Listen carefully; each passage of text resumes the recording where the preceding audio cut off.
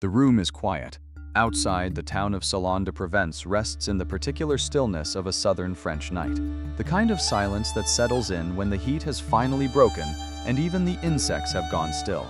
Inside, a man sits at a desk surrounded by books. He is somewhere past 50 now, though he looks older. The gout has been at him for years. His joints ache. He is not sleeping well.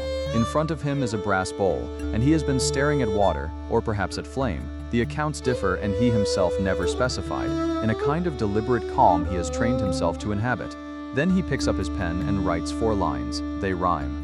They are vague in the way that prophecy is always vague, but specific enough: a king, a war, a city consumed by fire, that a reader a century from now, or 2 centuries, or 4, will pause and feel the faint, uncomfortable sensation of recognition. His name is Michel de Nostredame. The world will come to know him by another name entirely. He will not live to see what happens next. That, in a way, is the whole point.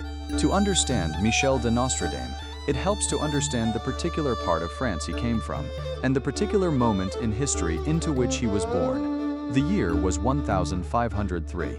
The exact date is uncertain. Historians have placed it at either the 14th or the 21st of December, and neither can be confirmed with any precision. This was not unusual. Birth records in early 16th century Provence were patchy at best, and many of the details we would take for granted about a prominent historical figure simply do not exist for Michel. What is known is that he was born in the town of Saint-Rémy-de-Provence, in the region of Provence in the south of France, a landscape of limestone hills and dry rivers and long, relentless summers. His father was a man named Jaume, or Jacques de Nostredame, a notary who worked for the local government of Provence. His mother was Rainieri, whose own grandfather, Pierre de Saint-Rémy, had been a physician of some local standing. The family had at least 9 children, though again the records are incomplete. But behind the respectable professional surface of the Nostredame family was a more complicated history, one that had shaped the family for generations before Michel was born. The Nostradames were, in all probability, of Jewish origin. This was not an unusual circumstance in southern France during the medieval period. The region had been home to significant Jewish communities for centuries, but by the 15th century, the pressure on those communities had become severe. The persecution of Jewish people in Europe during the High and Late Middle Ages had been systematic and often violent. In France, as in England and Spain and many other countries, Jewish communities had been subjected to legal discrimination, periodic violence, and ultimately to royal orders demanding either conversion to Christianity or expulsion from the country. Some families left. Many converted, at least formally, while continuing to practice their faith in private, a pattern of concealment that became so common it acquired its own terminology. In Michel's family, the moment of formal conversion had come with his paternal grandfather, a man named Cresquus, who had worked as a moneylender in the city of Avignon. At some point in the middle decades of the 15th century, Cresquus had converted to Roman Catholicism. He chose the name Pierre upon converting and adopted the surname Nostredame, which translates from French as Our Lady, in what appears to have been a gesture of religious alignment, the name suggesting he had converted on the Feast of the Annunciation, known as Our Lady's Day, celebrated on the 25th of March. The family was Christian from that point forward, at least publicly, but the history did not simply disappear, and it may have mattered more than it first appears.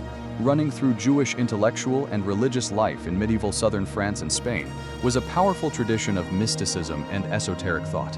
The most prominent expression of this tradition was the Kabbalah, a school of Jewish mysticism that had developed in those exact regions, the south of France and the Iberian Peninsula, during the 12th and 13th centuries.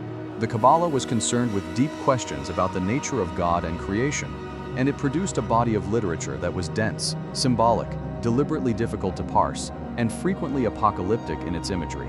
The most central text within this tradition, the Zohar, offered mystical commentary on the Torah in language that was layered, ambiguous, and open to seemingly endless interpretation.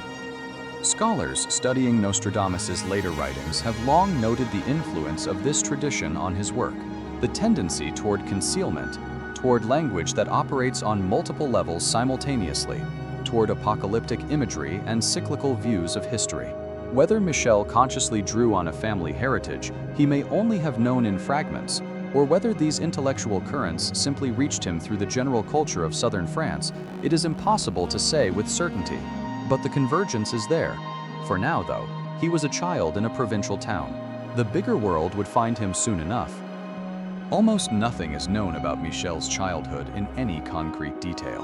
A popular account circulated in later years that he received his earliest education from his maternal great-grandfather, the physician Pierre de Saint-Remy, and that it was from him that Michel first acquired an interest in medicine. This story has a certain neatness to it. It is almost certainly not true. Pierre de Saint-Remy died when Michel was still an infant. The story belongs to the kind of retrospective mythologizing that attaches itself to famous figures, constructing a coherent origin narrative out of thin air. What is documented is that in 1518, at the age of 14, Michel entered the University of Avignon. This was one of the oldest universities in France, having been established in 1303, and Michel enrolled to study for his baccalaureate, the standard educational qualification of the time. The curriculum followed the traditional medieval university model, centered on grammar, rhetoric, and logic, drawing heavily on the classical works of Aristotle, Cicero, and other Greek and Roman writers.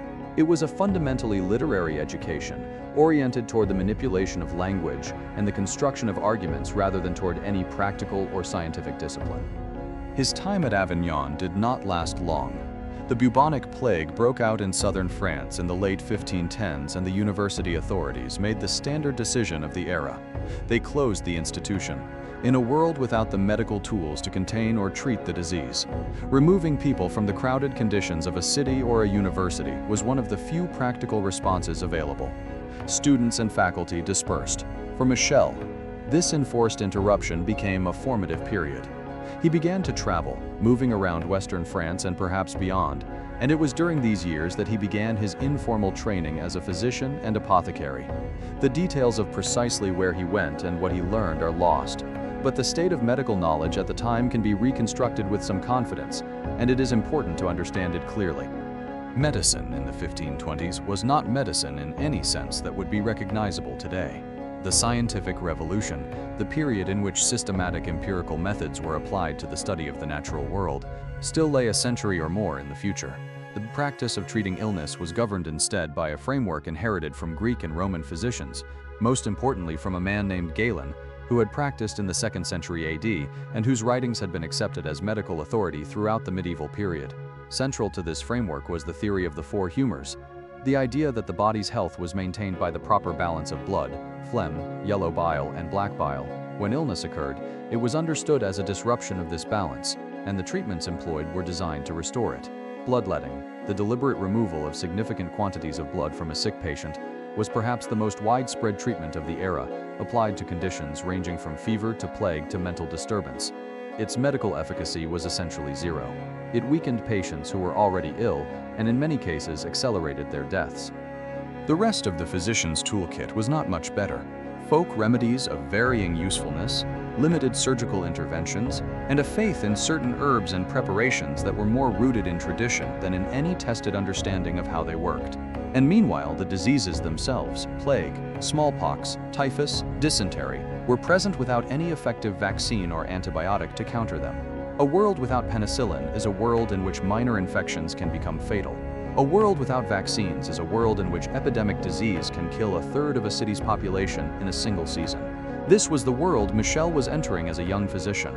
He carried no false hope with him. He had seen what disease could do. The details of Michel's life become somewhat clearer in the late 1520s. By that point, he had established himself as an apothecary in southern France, and in 1529, he made the decision to formalize his training by enrolling at the University of Montpellier. Montpellier was home to one of the oldest medical schools in Europe.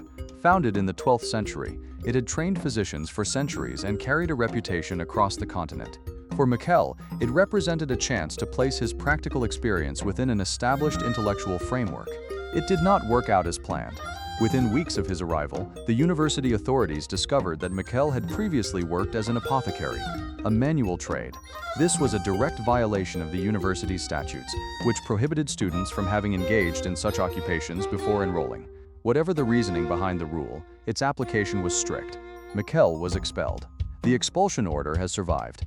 It sits in the archives of the University of Montpellier to this day, a small official document that records the dismissal of a young man who would later become one of the most discussed figures in European history. He was still in his mid-20s. He took the setback as a motivation. In the early 1530s, Michel began to specialize in what was known as plague medicine, the difficult and frequently dangerous work of treating communities struck by the bubonic plague. The Black Death of the 14th century, which had killed somewhere between 1/3 and 1/2 of Europe's population, is the most famous instance of the disease, but plague did not disappear after that catastrophe. It continued to return to different parts of Europe throughout the 15th and 16th centuries, striking with particular frequency in the south of France, which lay along the major trade routes connecting Italy to northern Europe. It was along these routes that plague traveled, carried by rats, transmitted by fleas, killing quickly and without discrimination. When an outbreak occurred in a town or city, the social consequences were severe. Trade stopped. People fled. Those left behind often had no one to treat the sick or remove the dead. Michel's approach to plague medicine was a mixture of the useless and the genuinely effective, and it is worth being precise about which was which. His most famous therapeutic tool was what he called rose pills, small preparations made from rose petals, sawdust from green cypress trees, cloves, calamus, and linaloes. These were pleasant-smelling compounds, and Michel prescribed them to his patients with confidence. By any modern medical assessment, they would have done nothing at all for a person infected with Yersinia pestis, the bacterium responsible for the plague. The ingredients had no antibiotic properties. They could not interrupt the disease's progress. But alongside his rose pills, Michel also gave advice of a different and much more practical kind. He directed the inhabitants of affected towns to ensure that the bodies of plague victims were removed and buried quickly, preventing further contamination of living spaces. He instructed people to wash surfaces, to keep their environments clean, to seek fresh air rather than confining themselves indoors, and crucially, in an era when bloodletting was the standard response to almost every serious illness, he did not recommend it for plague patients. These measures worked, not because of any mystical properties, but because they disrupted the conditions in which the disease propagated. Removing bodies reduced the concentration of infected fleas.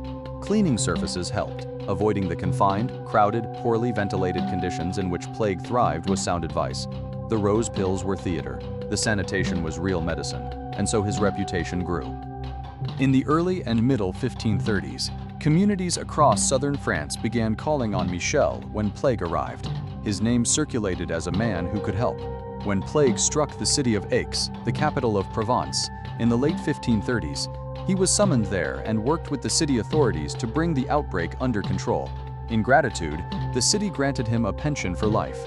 He had become financially independent. There was also, during these years, a marriage and a tragedy. In 1531, Michel had accepted an invitation to come to the town of Agen in southwestern France, extended by a man named Jules César Scaliger, an Italian physician living in France who had a formidable reputation as a scholar. Scaliger was a serious intellect, the kind of man who conducted public debates in print with Desiderius Erasmus, the greatest humanist scholar in Europe at the time. His library was extensive, and he welcomed serious minds to make use of it. In Agen, Michel married a local woman. Her name is recorded in some sources as Henriette Dencaus, though this is not certain. They had 2 sons together. Then, in 1534, the plague came to Agen and took his wife and both children. The physician, who had spent years fighting the disease, could not protect his own family from it. Whatever effect this had on Michel personally is not recorded. He was not a man who committed his inner life to paper in any sustained way, but it is not difficult to imagine that it deepened something in him. The preoccupation with mortality that would eventually find its fullest expression in the Prophecies. He moved on. He always moved on. In 1538, something happened to Michel that would alter the entire course of his life, though it is not entirely clear what it was. He was accused of heresy. This was a dangerous accusation in mid-16th century France. The Protestant Reformation had ignited in Germany in 1517, when Martin Luther published his critique of the Catholic Church, and its effects had spread rapidly across Europe. France was not exempt. Protestant ideas were circulating in French cities and universities, and the Catholic Church and the French crown were both engaged in an anxious effort to suppress them. The Inquisition was active. The penalties for heresy were severe. The precise charge against Michel is not preserved in the historical record. We know only that he chose not to appear before the tribunal convened to hear the case against him, and that he effectively went on the run rather than face judgment. This was not as dramatic as it sounds. He appears to have continued working in Provence and other nearby regions, suggesting that whatever the accusation, It was not serious enough to generate any kind of determined pursuit. But he was a wanted man in the eyes of the church, at least technically. During this period of mobility, Michel also traveled to Italy. This was a significant journey for his future career, though not primarily for spiritual or intellectual reasons. Italy in the mid-16th century was the center of the European printing industry in the south, with Venice functioning as the continent's major hub for the production and distribution of books. Michel established contacts there, within the publishing trade, that he would draw on in the years ahead. He was not publishing yet, but he was thinking about it. Back in France through the 1540s, he continued his work as a plague doctor, with a notable stint fighting an outbreak in the city of Marseille. Then, in the latter part of the decade, he settled. He chose the town of Salon-de-Provence, in the heart of his native region, and it was there that he built what remained of his life. He married again, a wealthy widow named Anne Ponsard, who brought her own financial resources to the partnership. Between his extensive pensions, his wife's means, and whatever savings he had accumulated, Michel was now in the unusual position of a man in middle age with sufficient money, sufficient leisure, and an extraordinarily broad range of reading and experience behind him. He had treated plague. He had studied in universities. He had read in Scaliger's library. He had made contacts among printers and publishers in Italy.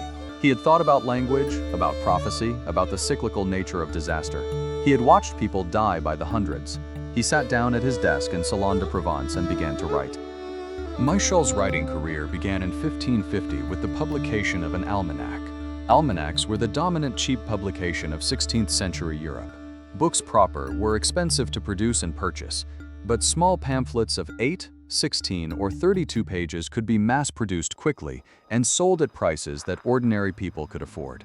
They covered a remarkable range of subjects: religious controversy, agricultural advice, recipes, astrological charts, political commentary, and they were consumed voraciously by a literate public hungry for information and entertainment in an era before newspapers.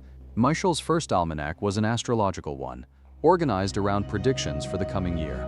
He had been inspired to write it following his most recent visit to Italy and his conversations with his contacts in the printing trade there. And for the first time, he presented himself not as Michel de Nostredame, but under a Latinized name.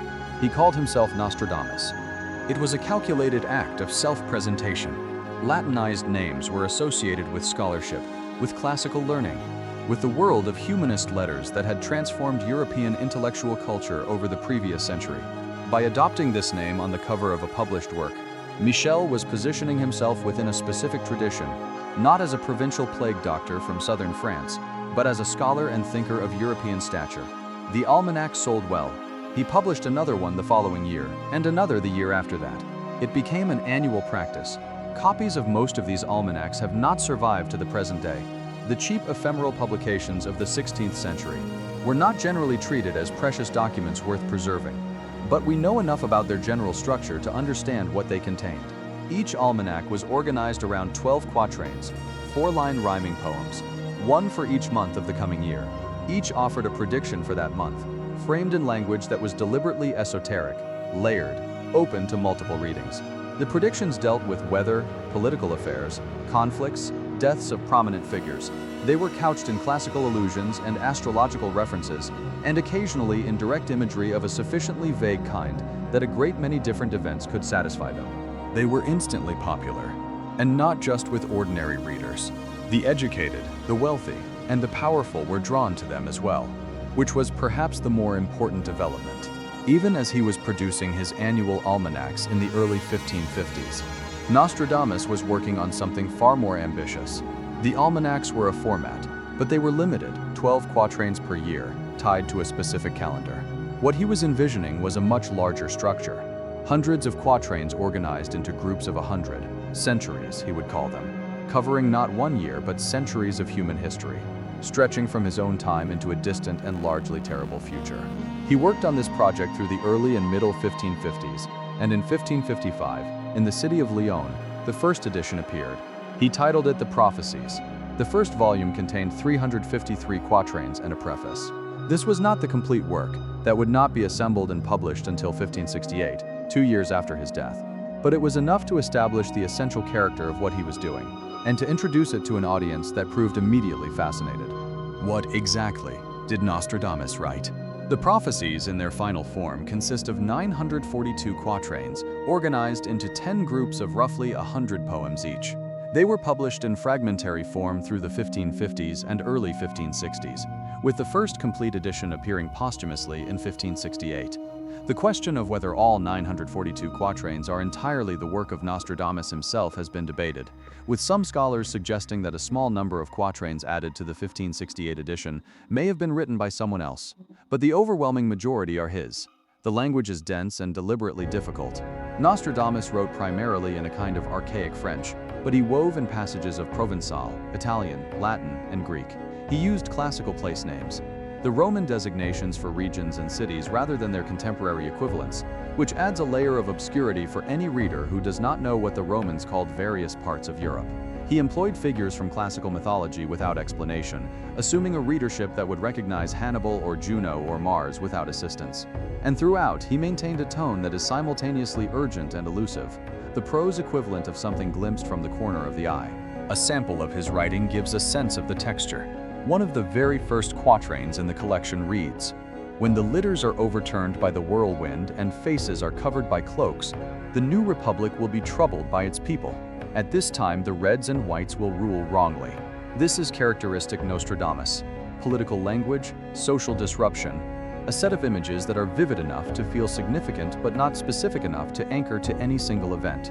Reds and whites could refer to political factions in any number of historical contexts. A republic troubled by its people is a description that could be applied to a great many episodes in Western history. The litters and the cloaks remain genuinely mysterious.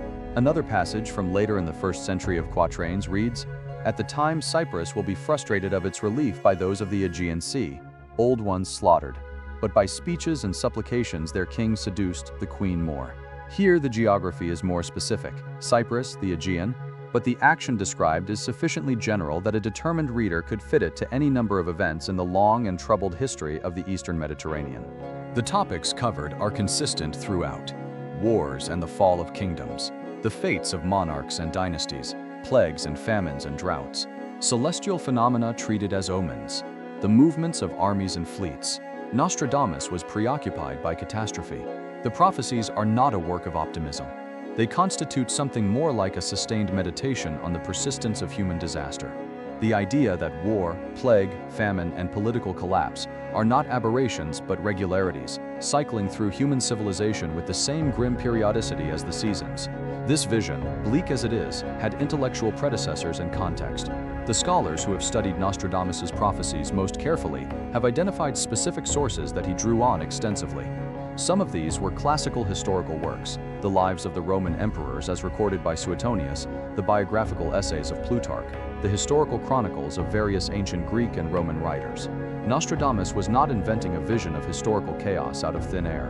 He was reading deeply in the annals of previous civilizations and finding there a pattern of recurring disaster that confirmed his own worldview. Other sources were prophetic in character. He drew on the writings of Girolamo Savonarola, the Dominican friar who had briefly established a theocratic government in Florence at the end of the 15th century, producing writings of a strongly apocalyptic and prophetic kind. Scholars examining the earliest quatrains of the prophecies have identified sequences of biblical quotations that appear in almost exactly the same order as Savonarola had used them in a text written some 50 years earlier. The similarity is too precise to be coincidental.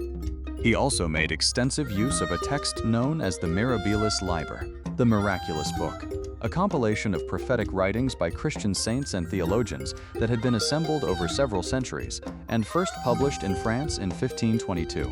Many passages in the prophecies show clear debts to this compilation, with Nostradamus paraphrasing or reworking material from its pages. How he worked through all of this material remains a matter of some scholarly dispute. Sympathetic interpreters of Nostradamus have suggested that his process was systematic, that he read carefully and deliberately, culling material that inspired him and incorporating it into his own prophetic framework.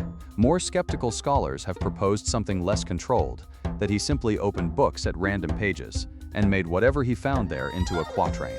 The truth probably lies somewhere between these poles.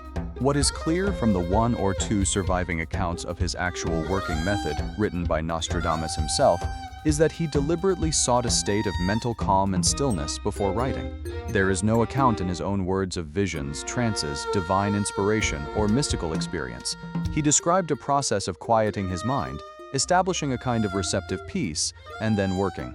Whatever one makes of the resulting prophecies, the man who wrote them seems to have understood himself as a writer doing disciplined work rather than as a prophet receiving divine revelation.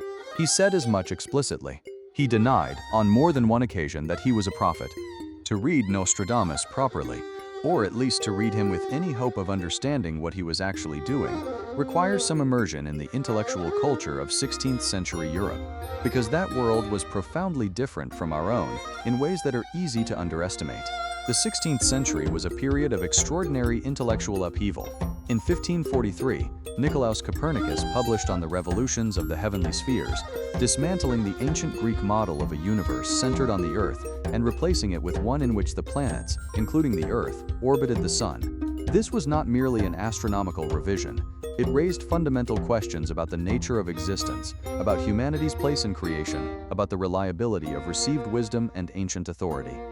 Meanwhile, Martin Luther's challenge to the Catholic Church, launched in 1517, just 14 years after Nostradamus was born, had fractured Western Christianity irreparably, setting off a process of religious warfare that would continue to ravage Europe for more than a century.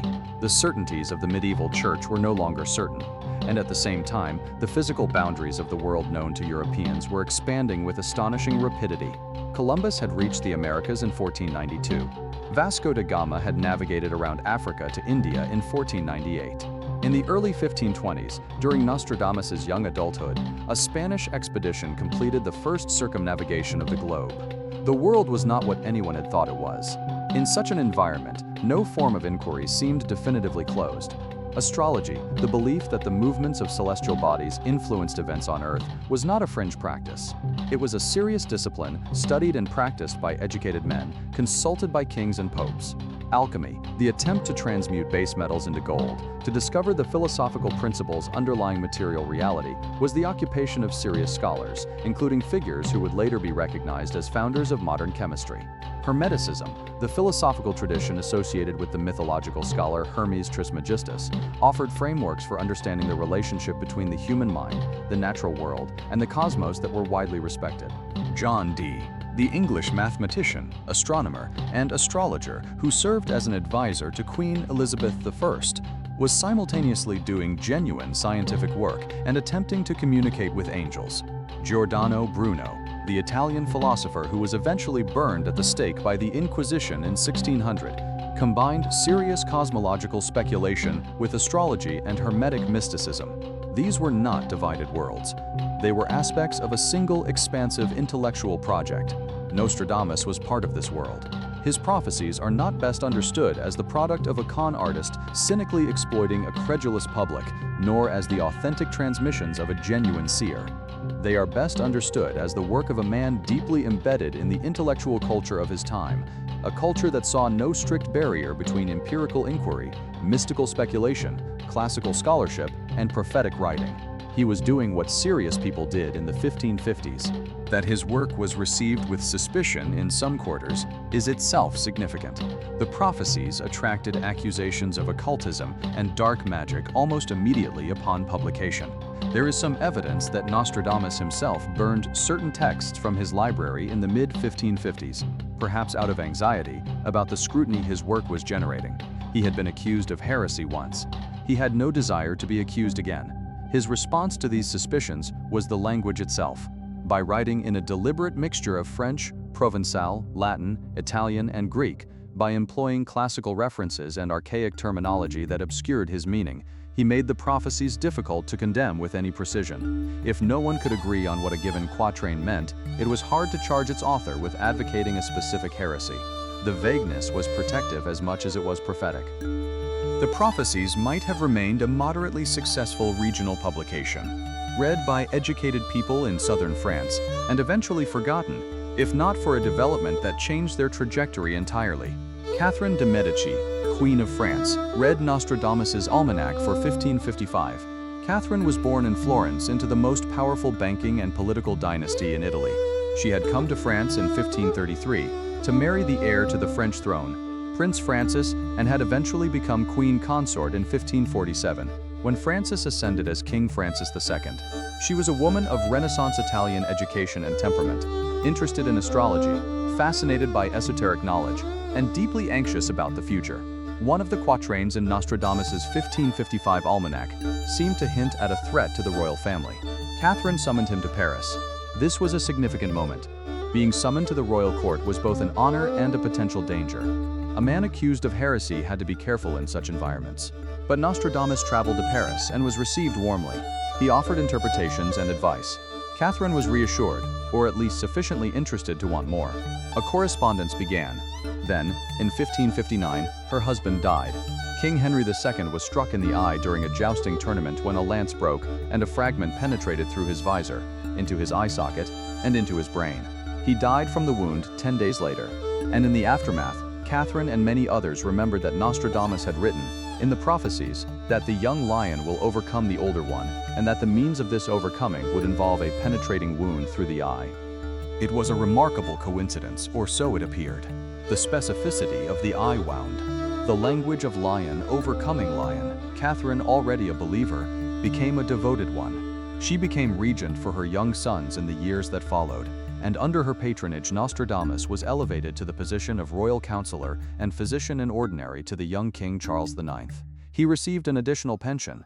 He received, perhaps more valuably, a degree of official protection against any future charges of heresy or occultism. He was old by now in the way that old age was understood in the 16th century. He was in his late 50s, suffering from gout that had progressed into edema, a condition causing fluid retention and severe swelling in the joints that made movement painful and increasingly difficult. He continued to write, continued to correspond with figures across France and beyond, continued to compile and revise his work. In 1556, he and his wife had invested in a canal-building project launched by the French engineer Adam de Crapon, an ambitious scheme to bring water from the river Durance into Salon-de-Provence to alleviate the summer droughts that plagued the region. The project succeeded, and de Crapon eventually extended the canal north to the Rhone and south toward the Mediterranean. The Nostradamus owned a 1/13 share in the enterprise. It was a reasonable investment, the kind a prudent, moderately prosperous man makes when he has a small surplus and believes in practical infrastructure.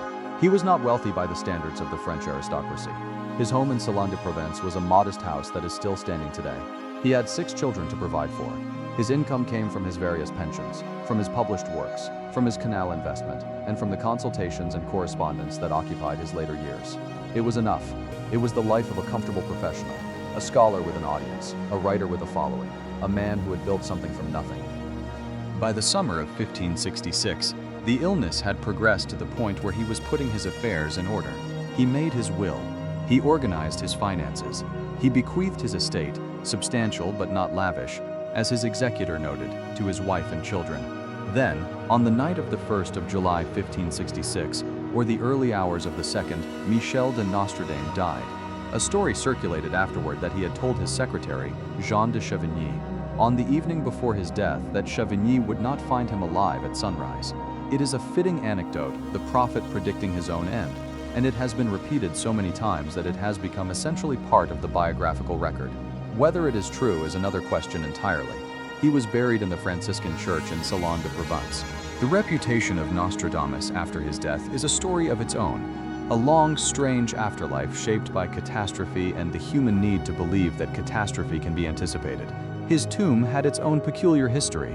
He was interred upright in the Church of the Cordeliers in Salon-de-Provence, where he rested undisturbed for more than a century. In 1700, the town council decided to move his remains to a more prominent location in recognition of his lasting fame. During the relocation, a necklace was reportedly found on his skeleton bearing the inscription 1700, the very year of the exhumation. The story spread quickly. Whether it was embellished in the telling is impossible to verify, but its effect was to add another layer of uncanny coincidence to Nostradamus's reputation. He rested again for nearly a century before a different kind of disruption. In 1791, during the chaotic violence of the French Revolution, a group of soldiers broke into the tomb, apparently driven by a mix of political symbolism and intoxication. They were persuaded to stop by the town mayor, who argued, correctly or not, that Nostradamus had not been a nobleman and therefore should be of no interest to revolutionary soldiers settling scores with the aristocracy. One additional detail attaches itself to this episode. Nostradamus had apparently written that evil would come to any man who opened his tomb. The soldiers who broke in were, by various accounts, subsequently killed by counter-revolutionary forces not far from Salon. This too has been added to the legend, though with the same caveats that apply to all such stories, that the details were recorded long after the fact by people with an interest in confirming Nostradamus's prophetic abilities. In the years and centuries following his death, the prophecies continued to be published. There have been over 200 distinct editions since the 16th century, in many different languages, making it one of the best-selling books in Western history by sheer number of printings. Sales tended to spike during periods of crisis, wars, famines, political upheaval, when readers sought out whatever framework might make catastrophe comprehensible, or at least foreseeable. And as the history of the Western world accumulated more catastrophes, more readers found more apparent correspondences between those catastrophes and the quatrains.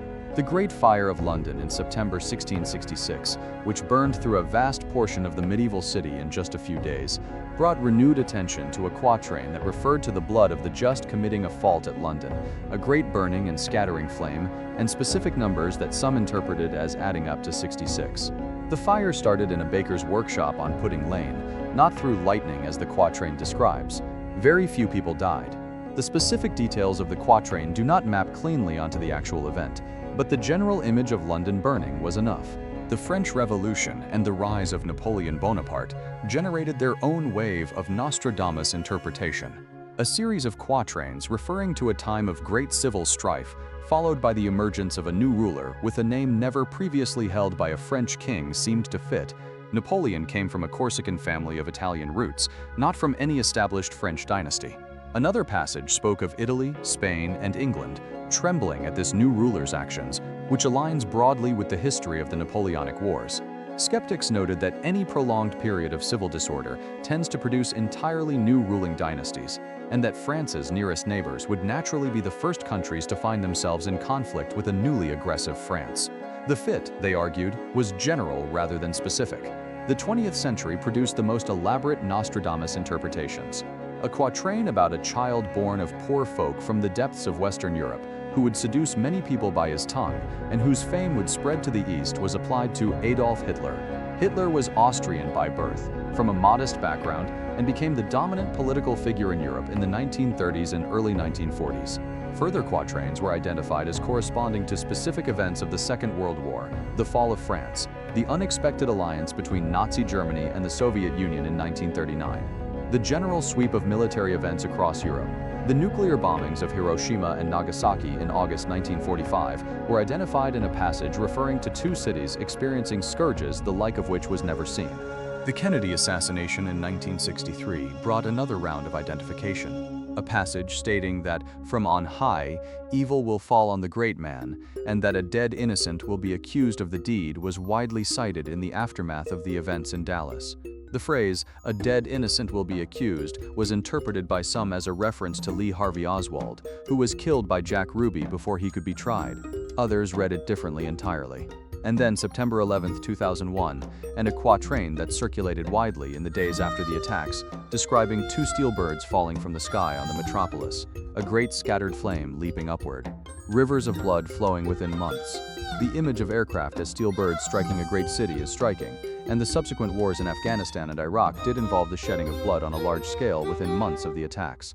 This quatrain was shared online so extensively in the days after the attacks that it briefly became one of the most forwarded texts on the early internet. There is a complication, however. Investigations into this particular quatrain, the one about the two steel birds, have been unable to locate it in any edition of the Prophecies published before the year 2001. It appears to have been composed and attributed to Nostradamus in the immediate aftermath of the attacks, then circulated as if it were authentic. Whether this was deliberate fabrication or a case of someone genuinely misremembering is not clear, but it illustrates perhaps better than any genuine quatrain could the essential mechanism of Nostradamus interpretation, the human tendency to search for and find patterns, especially in the aftermath of disaster. The case that Nostradamus was a genuine prophet rests largely on the apparent specificity of certain passages, the eye wound and the jousting accident that killed Henry II, the references to London burning, the passage about a man from Western Europe seducing nations with his words. These feel to a sympathetic reader like specific enough details that they could not have been arrived at by accident. The case against is built on several structural observations that are worth laying out carefully. First, the language.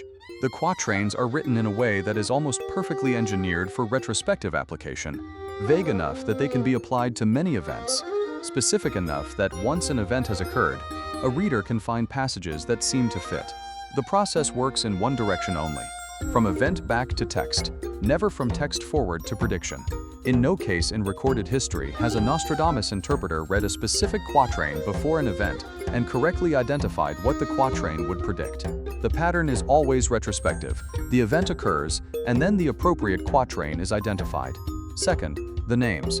The most famous case is the name Hister, which appears in several quatrains and has been widely cited as a prophetic reference to Adolf Hitler. But Hister was a common Latin name for the lower stretch of the river Danube, a geographical designation in use since antiquity. Nostradamus almost certainly was not referring to a German politician who would live 4 centuries after his own death. He was referring to a river.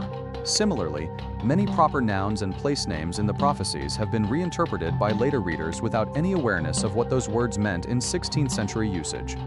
Third, the dates. For a prophetic text supposedly covering events from Nostradamus' time through to the year 3797, the prophecies contain only 9 specific dates. 9. The absence of dates makes the work infinitely more flexible as a framework for retrospective interpretation, but it also strips it of any predictive precision.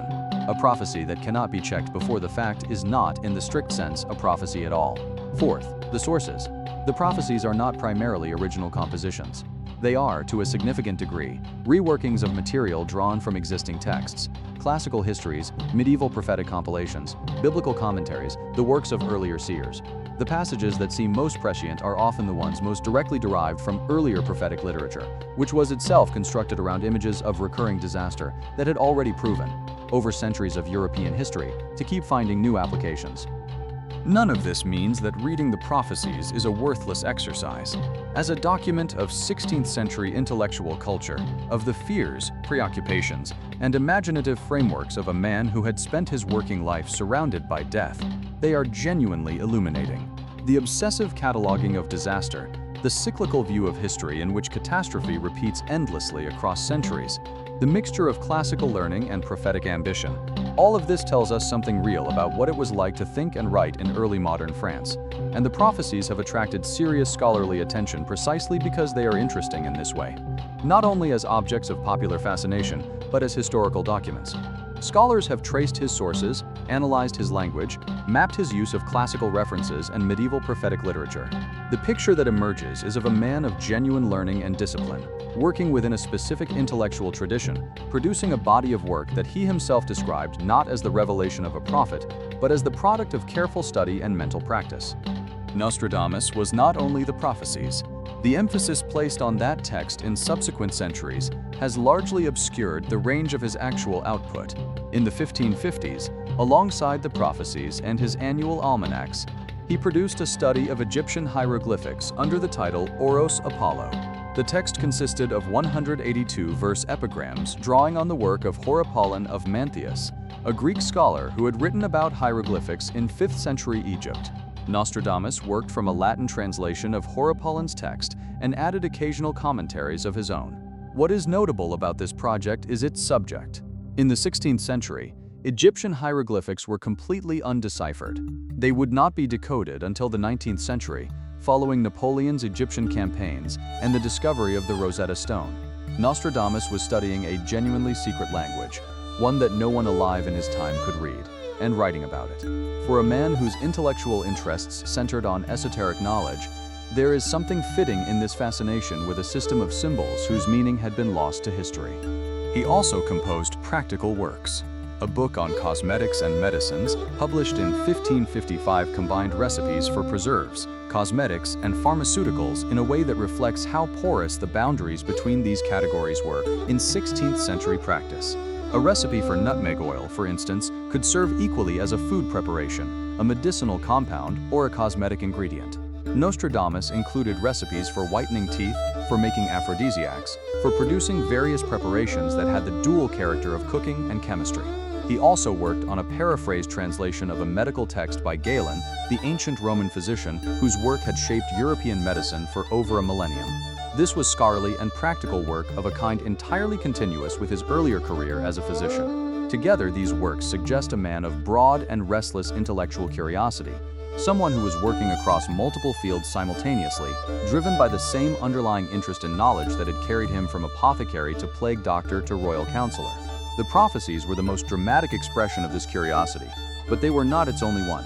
Michel de Nostredame lived 62 years. He was born in a provincial town in southern France, the descendant of a converted Jewish family, and he died in the same region in which he had spent most of his life. He never held a powerful position.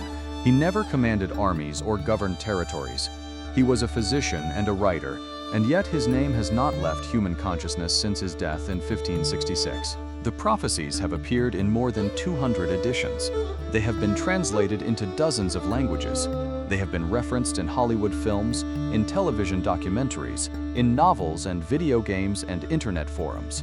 They were cited by people looking for meaning in the aftermath of the Great Fire of London, the French Revolution, 2 world wars, a presidential assassination, and a terrorist attack that killed 3,000 people in a single morning. They continue to be cited today when floods and wars and political upheavals invite the familiar impulse to ask whether all of this was known in advance. The man who wrote them would perhaps find this baffling, or perhaps not. He was careful to disclaim the title of prophet. He described his work as the product of study and mental discipline. He used deliberately obscure language and refused to attach his visions to specific dates, ensuring that the text could never be definitively proven wrong, but also that it could never be definitively proven right. His tomb in Salon-de-Provence stands today in the Collégiale Saint-Laurent. Visitors still come to see it. Some come out of curiosity, some come out of something more like reverence. The Prophecies themselves remain in print, in many languages, in many countries. They sit on the shelves of libraries and bookshops. They are searched for relevant passages after each new catastrophe. The passages are found, as they always are, because the text is long enough and vague enough and rich enough in imagery that almost any large event will resonate with something in its pages. What this tells us about Nostradamus is one question: what it tells us about the enduring human need to believe in foreknowledge, to trust that the disasters which interrupt our lives are not random, that they were anticipated, that someone somewhere saw them coming, is perhaps a more pressing one. The quatrains do not answer that question, they only raise it, in rhyming verse, across nearly 5 centuries of uninterrupted demand. Shades of Humanity explores the full range of human experience through careful, long-form documentary storytelling. If this kind of work interests you, consider subscribing and spending time with the archive.